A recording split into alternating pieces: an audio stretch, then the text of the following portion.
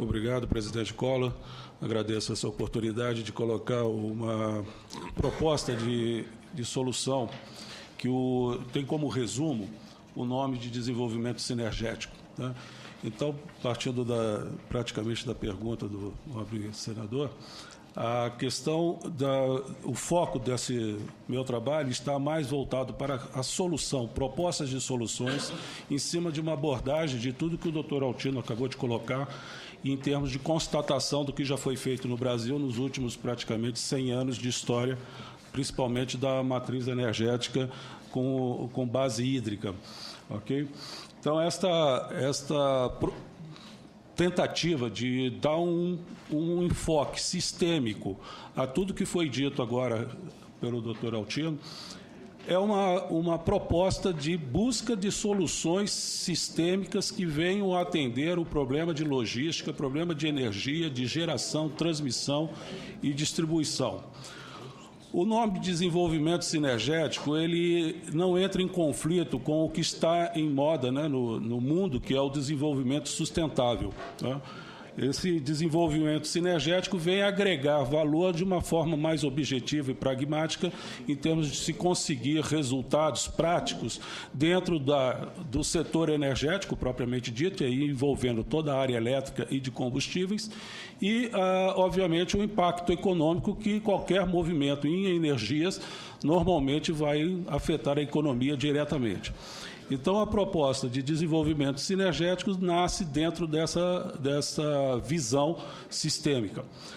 O termo sinergético, para alguns, principalmente os que estão em casa assistindo e não têm um nível de formação suficiente para entender, nós usamos isso diariamente em nossas vidas, né? A questão sinergética é a maneira que você consegue dar um valor maior à soma das parcelas de um determinado processo qualquer de solução de problema. Isso simplificando, ou seja, juntam-se 2 ou 3 pessoas, o resultado de um trabalho de 3 a 4 a 5 pessoas tem que ser maior do que simplesmente a soma de cada uma trabalhando individualmente. Então, o que nós vamos propor daqui para frente, em termos genéricos, não tem nenhuma novidade física, nenhuma modalidade nova de abordagem que possa criar uma preocupação da sua viabilidade, tanto técnica como econômica, presidente. Então, apesar do termo ser bastante assim, de cunho técnico, ele não traz nenhuma ruptura com o que já existe no sistema e seria muito bem absorvível por tudo que já está aí em prática, tanto pela indústria como pelo comércio e o modo de vida das pessoas. Então, uma sugestão de práticas operacionais pela indústria, pelo comércio e pela própria natureza humana. Eu vou pedir licença para começar a abordagem praticamente pela conclusão do trabalho. Como eu resolvi. Nós temos aqui hoje uma matriz energética, doutor Altino, com todos os seus problemas, que vai desde a logística até a parte de geração de combustíveis e geração de energia elétrica de todas as formas todas as fontes primárias, ok? Então, o modelo atual está aqui nesse resumo. O desenvolvimento sinergético se propõe a entrar exatamente onde o modelo atual não está dando conta de resolver, né? E hoje nós temos, literalmente em termos de Brasil, a grande discussão é o custo Brasil. Custo Brasil, que pega também dentro dessa posição de custo, a questão da perda. E existe uma diferença muito grande entre o que é perda e custo. Então, os próximos slides, nós vamos passar algumas coisas que são realmente bastante pesadas em termos de constatação do que está aí acontecendo. Eu vou passar por essa parte técnica de uma maneira bastante rápida, porque o trabalho nosso é mais conceitual do que necessariamente uma discussão técnica, e fico à disposição do doutor Altino e demais para discutir isso em outros fóruns, mais objetivamente na questão técnica. Então, o primeiro passo na nossa abordagem, no desenvolvimento sinergético, seria criar 2 condições, uma de infraestrutura e uma de impacto econômico. A infraestrutura hoje vigente já tem as suas consequências bastante analisadas por essa comissão, então não vale a pena ficar voltando no que está acontecendo em termos de energia elétrica, combustíveis e assim por diante. A nossa sugestão seria criar um sistema integrador de geração universal com armazenamento de carga energética. O doutor Altino colocou agora há pouco que o armazenamento na hidrelétrica é uma das maiores vantagens que tem as barragens, tá? Só que, pela nossa proposta, o conceito de infraestrutura ele envolve todas as formas de geração e armazenamento de energia. Ocorre que tudo no mundo hoje é um tipo de armazenador de energia. Então, ficar sempre fazendo um planejamento em cima de barragem ou hidrelétrica não necessariamente está explorando todas as outras formas de armazenamento de energias e com a disponibilidade de ser tratado ou gerenciada com muito mais agilidade do que o gerenciamento do armazenamento elétrico. Então, esse sistema integrador de geração universal, ou seja, qualquer tipo de gerador de energia, no caso elétrica, tá, que é o nosso principal assunto hoje, e é o que realmente pesa no custo Brasil, a questão do custo energético e não necessariamente o custo financeiro. Tá? Nós temos qualquer forma de gerador de energia, carvão, óleo, diesel, hidrelétrico, PCH, fonte fotovoltaica, não importa como se gera energia, e hoje a tecnologia está muito presente nos geradores de energias, que tem coisa nova, importantíssima, que deve ser analisado num conceito de rede de integração, ou seja, eu posso colocar todos os resultados num único modelo de rede. O armazenamento ele passa a ser uma coisa gerenciável, passa a ser uma parte do sistema que você pode literalmente fazer a gestão técnica do despacho da energia armazenada, sem as limitações do caso das barragens nas hidrelétricas. Então, essa é a parte do conceito de infraestrutura. Eu vou voltar já detalhar o que seria isso, esse sistema, e o impacto econômico desse sistema de geração. Ou seja, no momento que eu consigo fazer a gestão, a governança dos pacotes de energia, e vão tratar dessa forma, eu consigo dar uma dinâmica à rede que vai impactar na economia de uma maneira muito mais dinâmica. E, obviamente, com os recursos técnicos, nós poderíamos baixar o custo Brasil de uma forma muito significativa. E as duas próximas apresentações, é o que eu falei, são muito pesadas em termos de informações técnicas, não é necessariamente uma fórmula, é simplesmente um roteiro em que resume principalmente o custo energético das duas principais formas de geração de energia que nós temos no Brasil, a hidroeletricidade e a parte de combustíveis.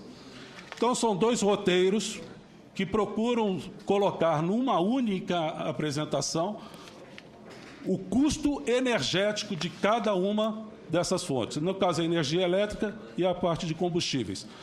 A potência hídrica nominal de uma barragem, vou passar bem rápido isso, porque é para um próximo ponto. Tá? Potência hídrica nominal não é o que sai do transformador da hidrelétrica ou do gerador, é o que é segurado na barragem, a quantidade de água. A eficiência do transformador, a posição da hidrelétrica em relação à linha do Equador.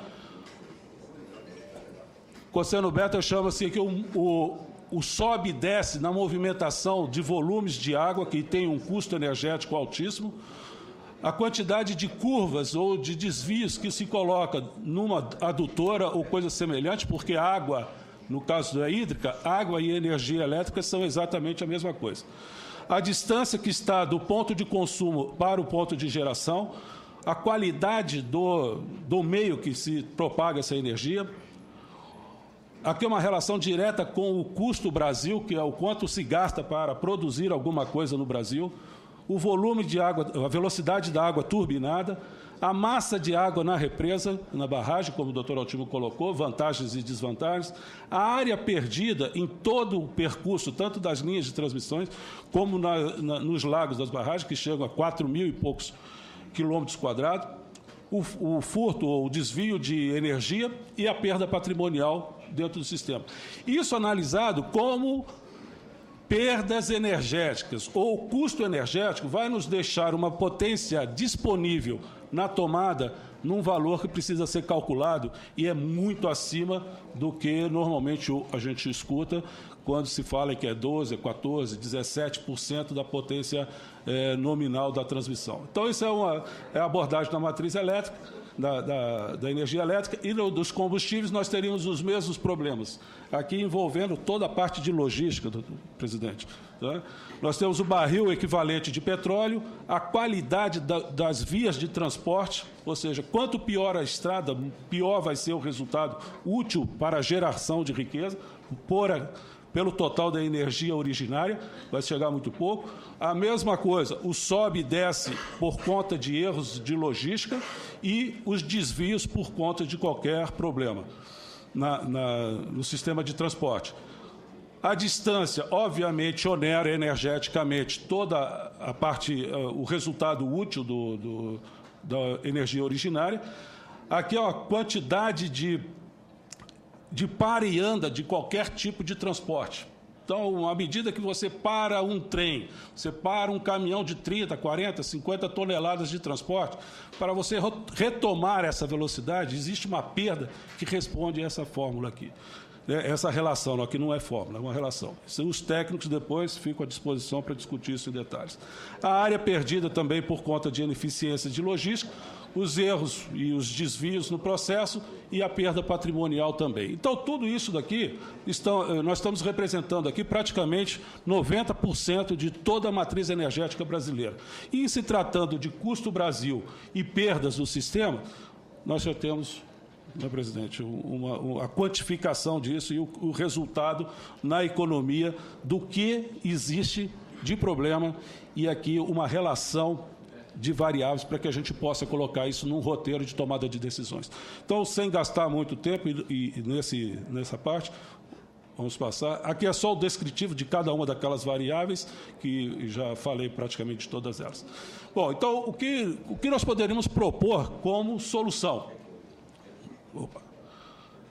A solução passa por um sistema de valoração de todas as partes de geração, e aí já puxando a logística também, porque no momento que você começa a economizar energia por conta da melhoria de todas as formas de transporte, obviamente você vai ter uma recuperação da energia primária, seja de qual fonte for.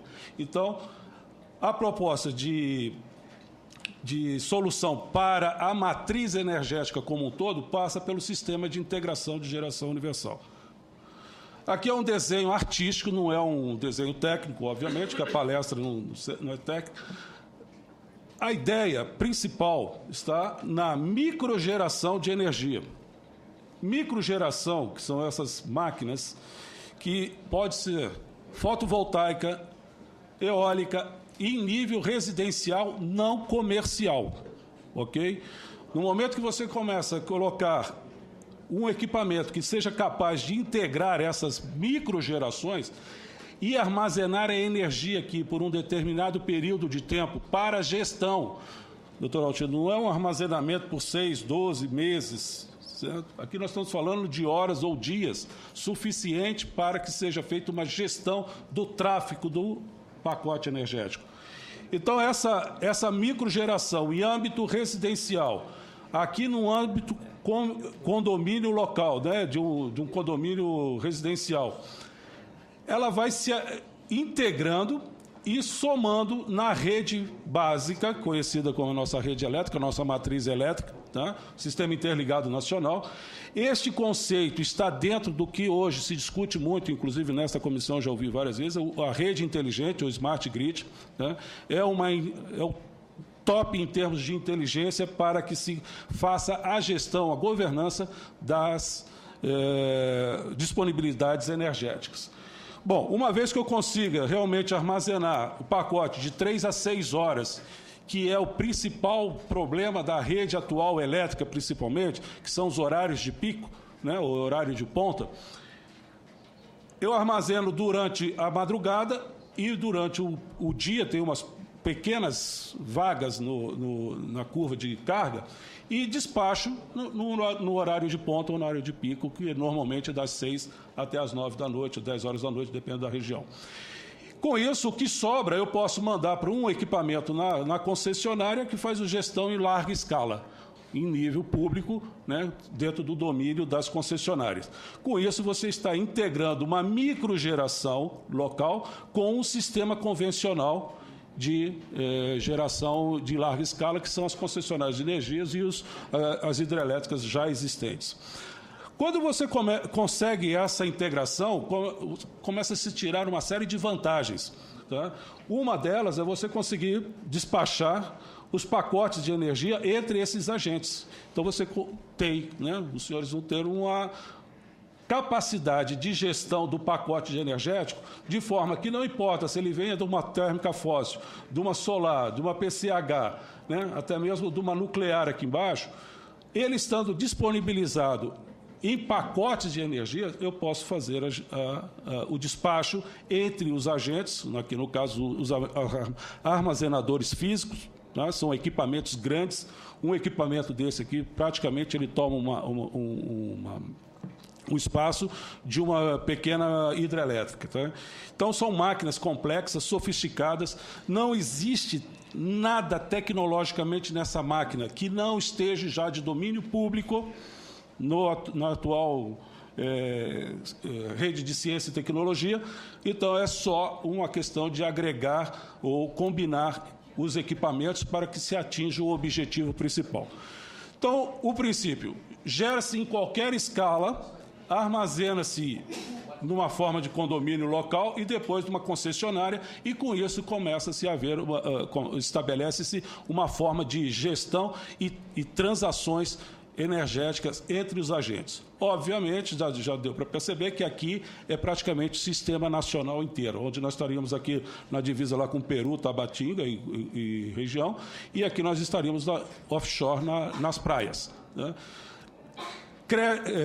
Seria necessário um backbone, que são as linhas de transmissão de alta potência, que nós já temos hoje, basta colocar essa técnica em cima do que já existe, não precisa se desenvolver uma nova forma de transmissão de energia. Pode melhorar? Pode, mas o que já existe pode ser usado. Então, eu consigo transmitir a energia pelo sistema existente e ainda agregar valor ao que com novos equipamentos. Bom, uma vez que essa transmissão de energia vem de Tabatinga, chega até o mar, nós teríamos uma disponibilidade energética por microgerações e gerações distribuídas, né, geração distribuída de qualquer fonte, cana-de-açúcar, né, PCHs, nós conseguimos criar uma condição de que esta disponibilidade energética ela pode atingir a cadeia de combustíveis. De que forma? O excesso de energia pode ser gerado hidrogênio. E aí já começa um novo estudo que nós deixaremos para os técnicos depois, porque já é muito além do que nós estamos tratando nesse momento. Então, em síntese, nós teremos condições de gestão, de governança de todas as formas de geração de energia, desde o carvão mineral, hidrelétrica, dentro de uma nova concepção, uma concepção agregadora de valor ao que já existe dentro do conceito de rede inteligente, doutor Altino. Então, essa proposta aqui como circuito integrador de geração, e o sistema é quando se coloca o software que faz a gestão da rede a esse ponto.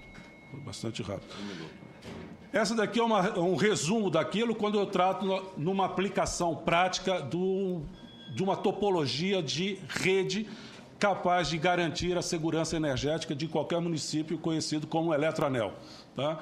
Então, sou capaz de criar um anel num município, numa cidade, e armazenar energia com as microgerações internas e as megagerações externas, e com isso eu crio uma condição de segurança energética para qualquer tipo de município. No caso de Brasília, essa é uma proposta que já está em curso. Nós teríamos aqui o plano piloto com um eletroanel né, tendo várias formas de gerações internas no plano piloto. Qualquer telhado dos blocos pode ser um gerador de energia fotovoltaica e vai agregando energia ao sistema e repotencializando o eletroanel. E o que faltar, ele busca em Samambaia, que é a principal estação aqui de São Paulo, de Brasília. E fecha, só para concluir, então, aqui tem o eletroanel maior que pega as satélites. O impacto econômico disso... Depois das perguntas. Tá. Muito obrigado a Vossas Excelências. Esse é o recado.